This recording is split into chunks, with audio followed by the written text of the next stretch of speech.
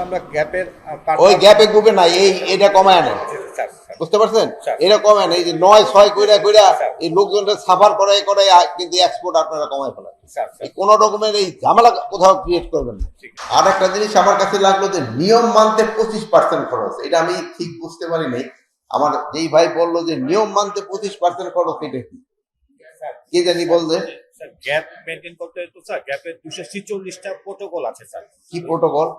Sir যেমন মাটি পরীক্ষা করে নিতে হবে আগে, পানি যে ইরিগেশনটা দিবে স্যার সেটা পরীক্ষা দিতে হবে, চারার যে সোর্সিংটা সেটা পরীক্ষা করতে হবে স্যার। তারপর যে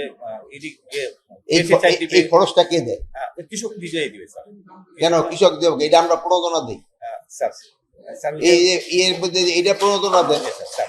এই আপনাদের যে ইসের জন্য প্রজেক্টের জন্য প্রায় 93 কত 62 কোটি টাকা প্রকল্পের জন্য দেওয়া হচ্ছে, এই টাকা কোথায়? স্যার ওটা তো আমরা গ্যাপের ওই গ্যাপে গ্রুপে নাই, এটা কমায় না, বুঝতে পারছেন?